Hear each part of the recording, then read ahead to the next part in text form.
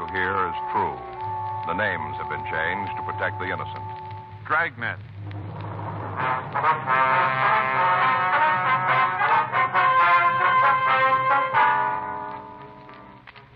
You're a detective sergeant. You're assigned a robbery detail.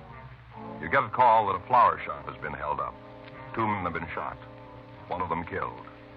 Your job? Check it out.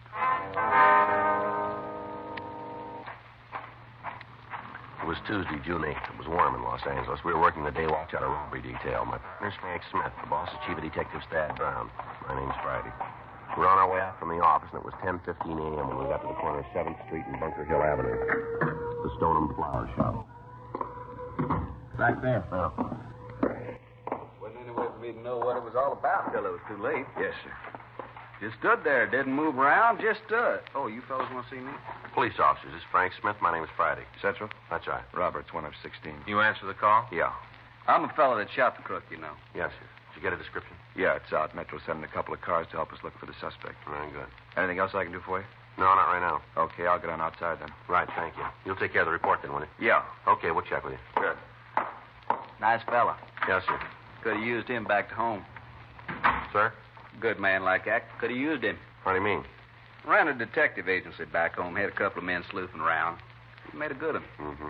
Would you tell us what happened here?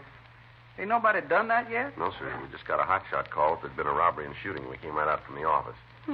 You heard about it? No, sir. Well, don't you worry. I'll fill you both in and give you the whole story. All right, sir, if you would. Abner Stossett. What's that, sir?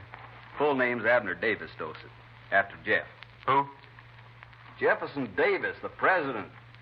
Oh. Don't usually use the middle name. People out here don't seem to understand 3, just the front and back. Abner Stossett. Yes, sir. All right. Now, if you tell us what happened. They shot Danville. That's the victim. Yep, shot him right here, just above the spleen. Here. Mm-hmm. How'd it happen? It looked like 38 automatic. Well, yes, sir, but what led up to the shooting? 2 fellas, they tried to rob it. Mm-hmm. Tried it with the wrong 2 men, tell you that. Mm-hmm. Out loud. Sir? Tell you that out loud. Oh, I see. Do you want to go on? Well, same thing every morning. Yes, sir. We make up the deposit slip, take the money to the bank. You're the one who does it right and don't have to do the walking. This time, Danville Road, I was going to make the trip. Yes, sir. I was about to leave. These 2 young guys come in the place. First off, I figured they want to buy some flowers, something like that. Yes, sir. Danville was going to take care of them. Excuse me a minute, will you? Yes, sir. Go right ahead. Stone and Florist? Yes, sir. Oh, no, we can take care of it for you. That's right. Where do you want them sent? Now, just let me check the book here a minute. Walnut Creek. Yep, we can do it for you. No, sir, we'll send them by wire. Well, they'll be delivered in about an hour. Mm-hmm. That's right. You want the long stems? Yeah, well, they're $7.50 a dozen. That's right. Yes, you want to give me the charge information on that card? Yes, sir. And how do you spell that? Mm-hmm. Yes, sir, the number? No, sir, the one on the lower right. Yeah, it's 726. All right, is there a message? Mm-hmm. No, not at all, sir. I think it's real pretty. Yeah. No, they'll put the card in. We just wire the order. They'll be very nice. Yes, sir. Thank you. Call us again. That's right. Bye. Got to send some roses up to Walnut Creek. Birthday for a girl named Irma. Mm-hmm. Wonder if we can get back to what happened here. Oh, yeah. Well, these 2 fellas came in. They just stood there with their feet kind of spread out like they just got off a boat, Stood there, just looked around. Was there anybody else in the store? Just Danville and me. I see. What'd the men say to you? Only one of them talked, the dark one. He asked me if there's anybody in the back, workroom back there. I told him there wasn't, and that's when he showed me the pistol. Stood there in high cotton, waving it around, told me to hand over the bag of money. Were you carrying it at the time? I told you that before. I was on my way to the bank. Sir. Danville wrote the slip I was going to the bank. I understand. Now, what did he say when he showed you the gun? Said it was a stick-up. Do you remember his exact words? I have them kind of fast for me. Let me see. I think it was, don't try anything. It's a stick-up, like that he said it. I see. Now, how'd the shooting start? Well, Danville said he wasn't going to have no kid talk to him like that. He reached out, took a swing at the kid, a real roundhouse. Mm-hmm. Dark kid ducked back, pulled the trigger, shot Danville right here. Spleen. Dropped like a rock. Mm-hmm. I pulled out my gun and started shooting. You always carry a gun? When I'm going to the bank, you never know what's going to happen. You have a permit? It's against the law to carry a gun without permission, ain't it? Yes. Well, then I got it. After you pulled your gun, what happened? I shot. Yeah, I can understand that. Shot right at the dark fella. You hit him, huh? I don't often miss. I see. Hit him 3 times. Here in the chest. Mm-hmm. What was the other man doing while this was happening? He pulled out a gun, too, and the balloon went up. Bullets flying all over the place. Yeah. Then both of them took off, run out of the place. I followed them. Mm-hmm. Got to the door. The dark one turned around. Going to shoot at me again. Uh-huh. Didn't move fast enough. I pulled the trigger, hit him right in the middle of the chest, went down like a dropped duck egg. What about the other one? He started running down the street. I guess about the only thing he was wanting was to get away. Yeah. Took 2 shots at him while he was running. I blazed away. Only had 2 more bullets in the gun. I gave them both to him. You hit him? Yeah, at least once, because I saw him jerk. It might have been both times. He kept running, though. What'd you do then? And come back in here, see what I could do for Danville. Made him as comfortable as I could, and then I called the police. All right. He came sliding up and took out after the fellow that got away. The ambulance came and picked up Danville and the other guy. Yes, sir. Now, what if you could give us the description of the man who got away? Yeah. Yes. I'll call Georgia Street and check on the other suspect. That Right. ain't going to do no good. What? You don't have to inquire about him. He's dead. You're sure about that? Son, I know when somebody's dead. Yes, sir. I hit that fella 4 times in the chest with a .44. I saw him drop. About as much life as a sack of cornmeal. He was I'll dead. check anyway. All right. Yeah, sure sorry. What are you sorry about? I say it's a real sorry that you can't work with that other young fellow that was in here. You know, the one in uniform. He was a bright boy. Mm-hmm. This fella here, he couldn't even fill out an application for our agency. Would you give us the description? First line. I beg your pardon? I say he wouldn't even be able to fill out the first line. Didn't know who Jeff Davis was. Hard to believe. Yeah, now about that description? Well, fellow was about your height, weighed in maybe 150, around there. Mm-hmm. He had light hair, lighter at the top and down by his head like he was bleached in the sun. Any marks or scars? No, nothing that stand out. He had a kind of a flat face. What about his clothes? White shirt, kind of tan pants, carrying a leather jacket with the fur around the collar. Yeah, I know what you mean. Both of them had those. Was there anything in the way they talked? An accent, maybe? No, just North talk. I can't tell the difference much of the time. Mm-hmm. Would you know the man if you saw him again? You bet I would. Just stand him up in front of me and I'll lay it on, point him right out. Mm-hmm. What'd you find out? I talked to the hospital, Joe. Yeah? Are you sure you hit one of the suspects, mister? Positive. And he was on the sidewalk. Saw him hit and die. What's the matter? Well, the ambulance only brought in 1 person. Yeah. The dead man's gone.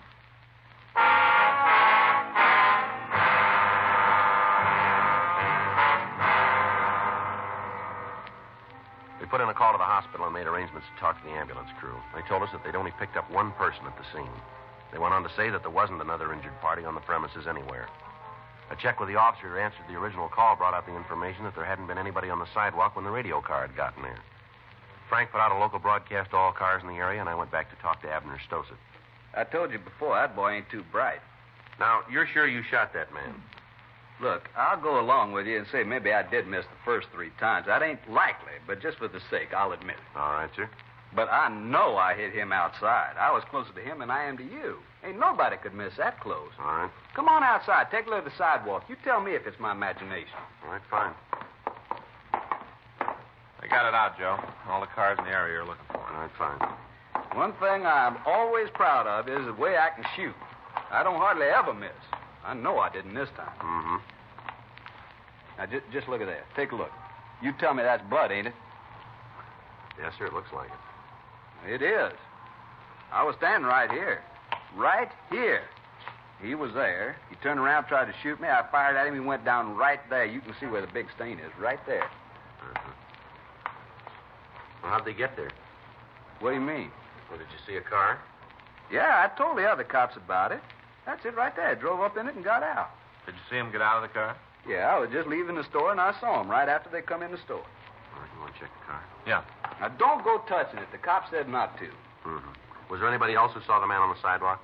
You mean besides me? That's right. Not that I know of. As soon as I emptied my gun at the blonde fella, I went back in the store. I stayed there till the police car pulled up. Mm-hmm. Not more than 3, maybe 4 minutes. Yes, sir. Not more. But I'm telling you, he was right here. Lying there, and he was dead. Mm-hmm. Crime lab's on the way out to check the car. Mm-hmm. Well, looks like the suspect might have gotten up and walked away, doesn't it? If he did, then it's really one for the books. Trail of bloodstains here. Yeah. Never nothing like this happened back home. Back there, when you shoot somebody, he's got the courtesy to stay shot. Trail stops. Mm. Let's check over there and see if we can pick it up. Yeah.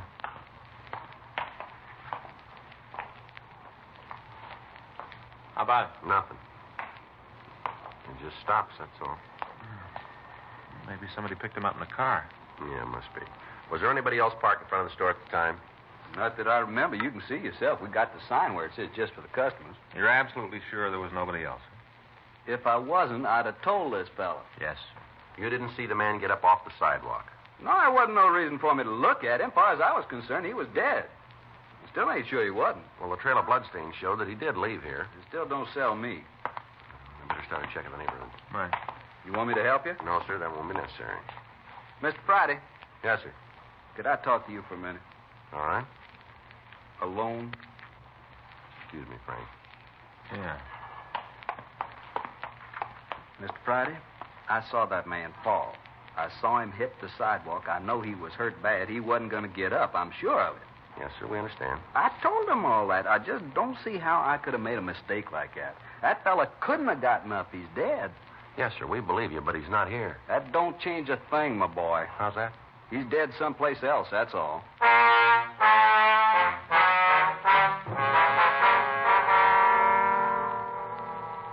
An immediate search was started of all buildings in the area. If the suspect had walked away from the scene, the amount of blood on the sidewalk indicated he couldn't have gotten far without help. While Frank and I talked to the shopkeepers in the vicinity, a check was made of the car that the thieves had used. It was found to be stolen, and arrangements were made to talk to the owner. Members of the crime lab crew came out and checked the vehicle. They were unable to turn up anything we could use in identifying the holdup men. 11:28 a.m. Frank and I talked to the owner of a small tobacco shop. Saw the whole thing. Well, where were you during the shooting, Mr. Collard? Right out in front. I looked down the street, and there it was, just like it was a cinemascope. Now, sir, did you see the actual shooting? Well, not the first. No, I was in here, behind the counter, fixing up a new bunch of pipes we just got in, putting them up on the board. All of a sudden, I heard this noise. First up, I thought it might be a backfire. Then I knew. Yes, sir. It wasn't. It was shots. So I went outside to see what was going on. Mm-hmm. Next thing I see, these three guys come out on the sidewalk, right in front of the flower shop, three of them. Mm-hmm. Abner and a couple more. One of them black-haired, the other was kind of blonde. Yeah. One of them tried to get Abner. Other one took off in this direction. I see Abner raise that gun of his and pointed at me, and I ducked inside. Did one of the men go by here? Yes, Abner shot at him a couple of times. Must have hit him, because I could see he was hurt when he run past. Did you see where he went? No, I told you, when those shots started to go by, I didn't want to wait around to see if one of them was monogrammed for me. I left. All right. Can you tell us what direction the man took? Not after he went by the door. Must have gone around the corner. Well, why did you say that? Oh, because when I went back out, I couldn't see him. If he'd gone up the street, I'd have been able to. Now, did you see the man out in front of the store? You mean Abner? No, sir, the one he was shooting at. The suspect. Yeah, I got a pretty good look at him. Where was he? He was just lying there. He wasn't moving around much. Did you see him get up? No. What's all this about the other guy for? Well, what do you mean? The one Abner killed. Why all the questions about him? Well, sir, he's gone. You mean he got away? Yes, sir, it looks that way. Well, I don't see how that could be. I went right by him, a couple of feet away. There wasn't no life in him then. Nothing. He left there, and somebody had to carry him. Yes, sir, that's the way it looks. No reason for anybody to do it. The man was dead. There's no reason at all. Well, there must have been one. Why? He's not there.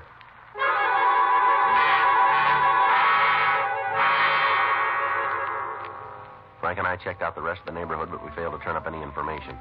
None of the shopkeepers in the vicinity had seen where the blonde hold-up man had gone. All of them who had seen the man on the sidewalk were willing to testify that he was dead. Yet the physical evidence at the scene indicated that he'd gotten up under his own power and walked away carrying 4 bullets in his chest. 2:40 p.m. Frank and I returned to our car and began to cruise the streets in the area. 3:15 p.m. Well, it doesn't look like we're going to find him. Well, Frank, he's got to be here someplace. Unless somebody picked him up. Yeah, it's possible. Yeah. Fellow on the bench over there, you see him? Oh, yeah. Waiting for the bus. He was there when we went by before. Take it easy when you pass him this time. All right. Better pull over. Yeah. Matches the description. Uh-huh. Looks like bloodstains on his shirt from here. It sure does. Fits in good. All right. You cover him from that side. I'll go this way. Right. Joe, he's got a gun. Joe, you all right? Yeah, thanks to this mailbox. I saw him pull the gun. Thought sure he got you. Well, he didn't miss by much. Well, we better check him. Yeah. I hit him twice, Joe. Take it easy. He's dead. There wasn't anything I could do. It was you or him. Puts us in a corner. Yeah. He was our lead to the other suspect.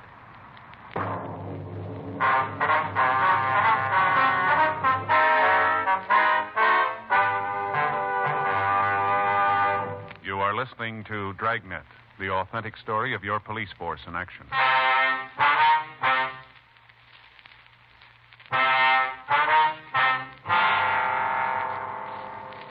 The coroner came out and removed the body. The victim was identified as Jeffrey Burnham, age 27. From his package, we found that he'd been arrested several times on charges of armed robbery and that he'd served one term in San Quentin.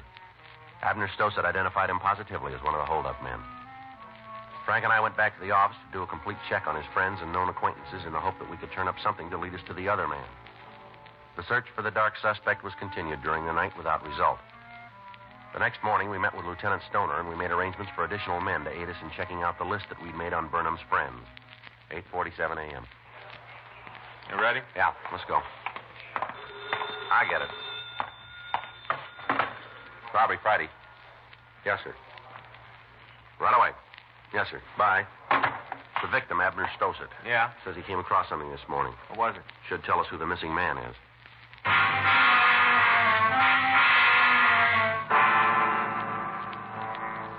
We left the office and drove out to the florist shop. Abner Stossett met us at the door. I don't know why I didn't think of it yesterday. What's that, sir? You remember how I told you they was both carrying leather jackets? Yeah. Well, after I shot the one fellow on the sidewalk, I came back in here to take care of Danville. Yes, sir. I looked around to find something to put under his head. Yeah, wait, here, man, I'll get it. All right. I guess I didn't think much about it, kind of all upset. Uh-huh. But cleaning up this morning, I found it. It should give you something to work on. Well? There it is. You can still see the stains on where the fella dropped it. Yeah. Are you sure this jacket belonged to the missing suspect? Yeah, you remember how I saw him drop it when he got shot? I remember it good. All right, sir. Thank you very much. We'll check it out. You shouldn't be too much trouble. How's that? Here, take a look. I found this myself. Here. Huh. Laundry tag.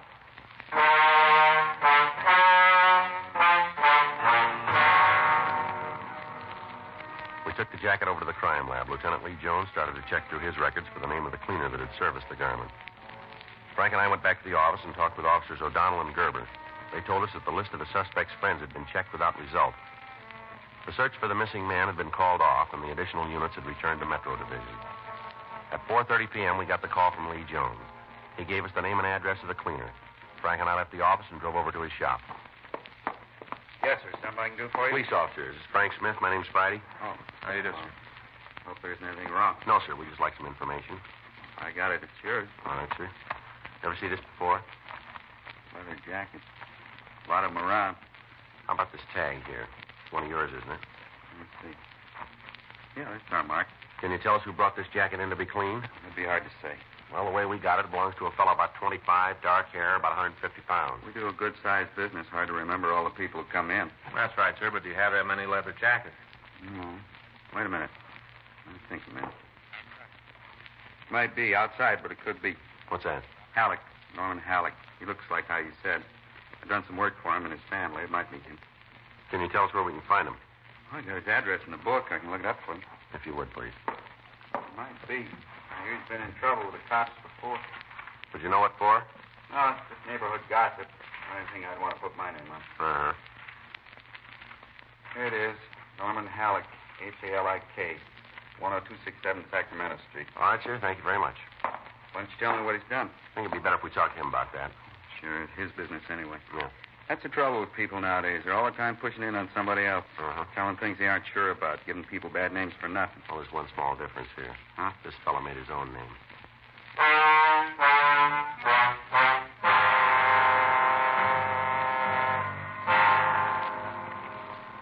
We got Halleck's address, and we drove back to the office. We checked the name through R&I and found that he had several arrests for robbery and one for assault with a deadly weapon.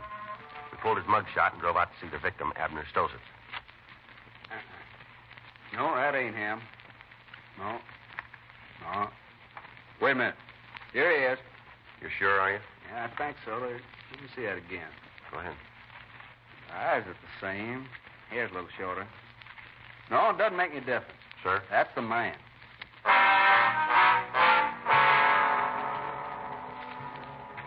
Frank and I drove over to the address on Sacramento Street. We checked with the landlady, and she told us that Norman Halleck was in his room. We went upstairs. This should be it.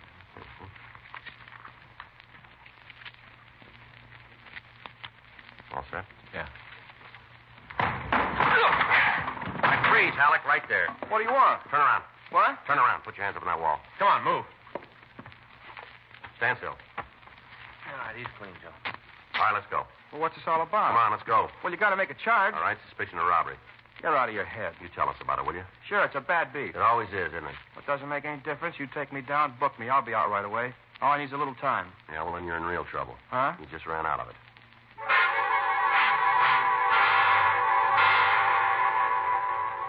We searched the suspect's room, but we failed to find anything to further tie him in with a robbery shooting.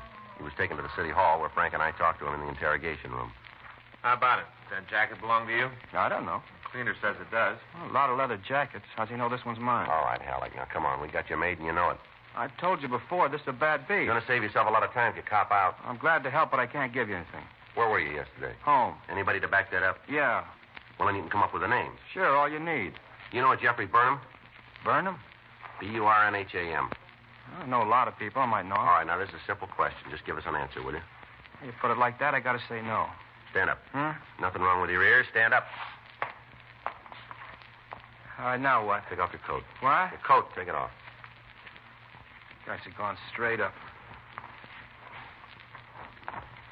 All right, now what? Take your shirt off. Huh? Come on. It's simple. Take the shirt off, will you, fella? I put the third degree out. You going to freeze me to death? Come on, move. All right, now what? Turn around. When do you turn on the blue light? Frank. Yeah. All right, you can put your clothes on and sit down, Halleck. Come on. Yeah. You stay there, Halleck. Well, what do you think? He looked awful good for a while, didn't he? Sure blows it up. Yeah. Supposed to be shot 4 times in the chest. Not a bullet wound on him anywhere.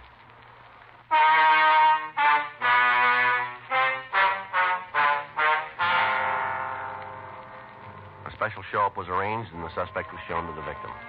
On seeing Halleck in person, he was unable to give us a positive identification. The suspect was detained at the main jail while we checked out his alibi for the day of the robbery. It held.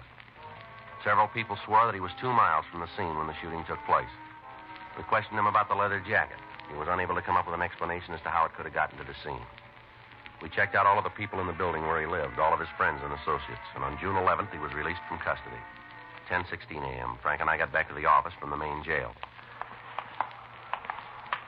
Well, I guess better check with the skipper, huh? Yeah? You got a good excuse? Yeah, we'll just tell him the way it happened. He has to go along with it. It's the truth. Well, Joe, it isn't logical that a man could walk around with 4 bullets in his chest and we can't find him. Well, then you tell me what we're looking for. Well, you think Halleck gave us all he had? I don't know. At least we know he's clean. Yeah. No. Where do we go from here? We'll go tell the skipper. All right. Put it in the books and keep working on it. We got one thing with it. Huh? Had guys around someplace. Sooner or later, somebody's going to have too much to drink, maybe get in a fight with their girlfriend, trust somebody too much, but they're going to say something. When they do, we'll hear about it. And we'll get to them. Yeah. Just a matter of time. Mm-hmm. One thing, we got more than he has.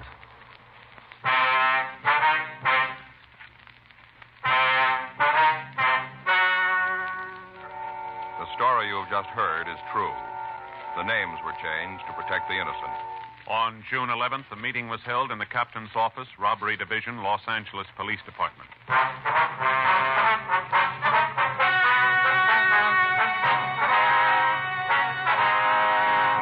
The case was completely reviewed and a report written on the results of the investigation. As of this date, that investigation is continuing. Dragnet.